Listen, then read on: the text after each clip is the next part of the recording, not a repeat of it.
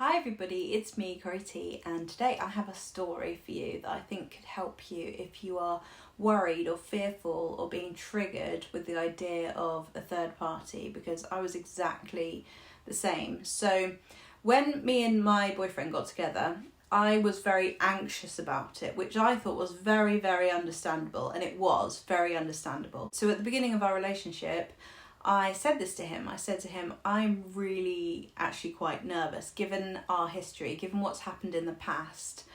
I'm going to be anxious for a while. It's going to take me a while to build trust within myself, to build trust within you, and sometimes I might need some reassurance. But what happened was, for about a year, honestly, for so long, I was triggered by his phone.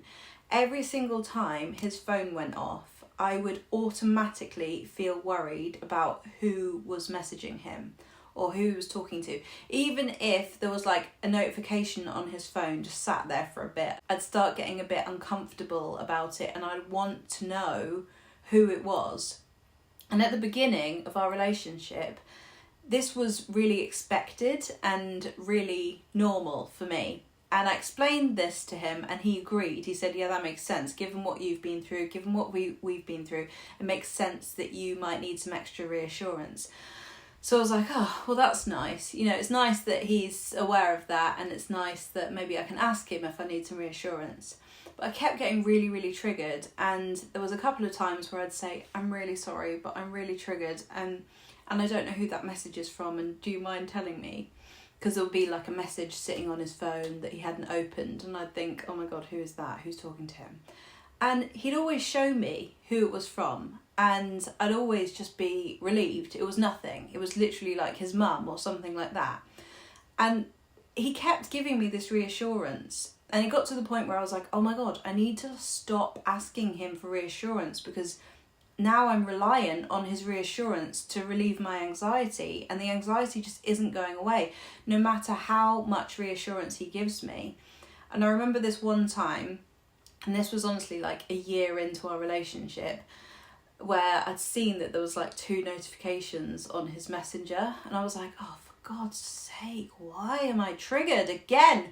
And I really didn't want to have to ask for reassurance again. I thought, okay, this is a time where I'm going to have to just do something different, because I knew historically that if I ask him, he's going to show me the message, it's going to be nothing, and then I'm going to just wish I hadn't asked and wish I'd just dealt with my anxiety myself.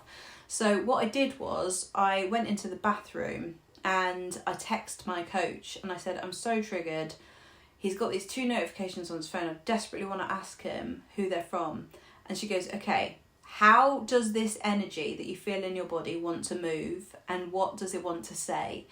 So immediately I started dropping from my head and into my body, and I started like shaking, and I realised that I'd been sat there in freeze. My nervous system had gone into freeze, but actually the energy really, really wanted to go, oh my God, I'm frantic, I'm so worried, I'm like panicking, and I started like embodying this fear. So I was literally externalizing the panic that I actually felt, rather than going, I'm okay, everything's okay, just pretend it's not happening. That's what I would normally do, and just gently, really politely say, oh, do you mind showing me who that message is from, because I'm just really anxious, I'm sorry. That's what I would do before, but instead this time I went into the bathroom and I was starting to do this oh my God, and I was like shaking, and I was like just really literally I was shaking frantically. I started swaying and I started going like this, and then I started crying,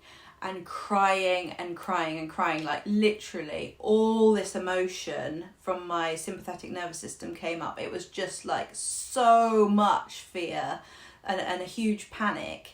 And I was texting my coach saying, I'm literally bawling my eyes out, and she was going, that's brilliant. and after a while the energy literally went away. It literally just went away, and I went back into the room and I didn't ask him for any reassurance, and I never got triggered by his phone again.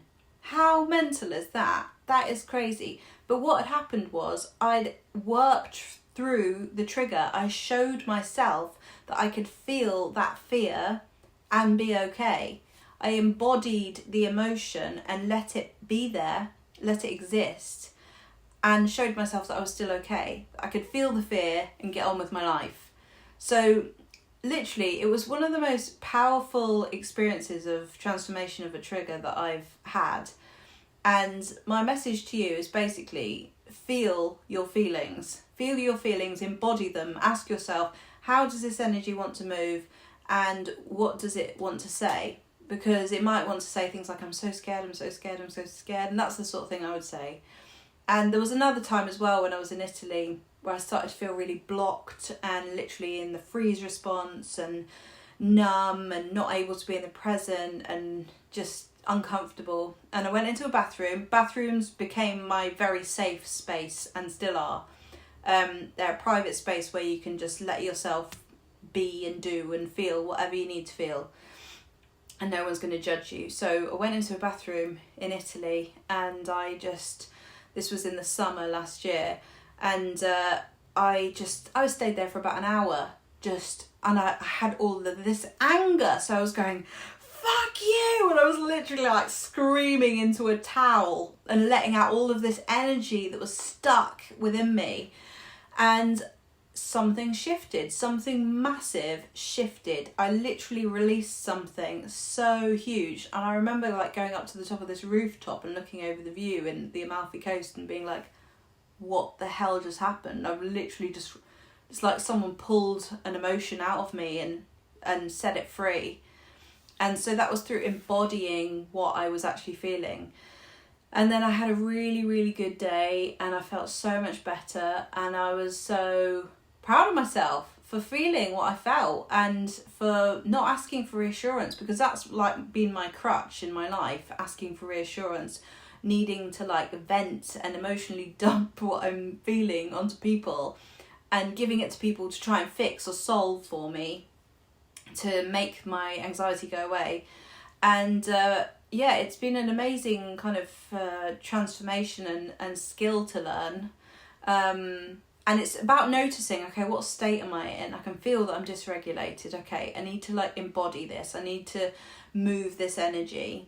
And yeah, sometimes it's harder than others to do. Sometimes, especially when you first start doing this, it's like, okay, don't know if this is working or not. And that was definitely how it was for me. But there's been moments where it's been so powerful to just literally externalize, and that means like if you feel like going for a walk, go for a walk. If you feel like running, run. If you feel like screaming, scream. Do not hold it in. Just don't hold it in. If you feel like crying, cry. Whatever the emotion wants to do it. And the more that you start to allow yourself to feel what you feel, the better you get at doing this. So yeah, I just wanted to tell you those stories of how I overcame those triggers. And see what you think, try it as well and come back and let me know how you feel about it and what happened. And it's not a one-time, not one-hit wonder sort of thing. You have to keep doing it. And sometimes it's like really great, like it was, I'd built some awareness about that trigger that I had before, so I was sort of mentally prepared for having to do something different. And it always happens in perfect timing, But it's about giving yourself that resilience and becoming more resilient to your emotions so that you can expand your tolerance of them and therefore expand your tolerance of joy as well. So I hope you found this video useful, and I will see you in the next video. Bye.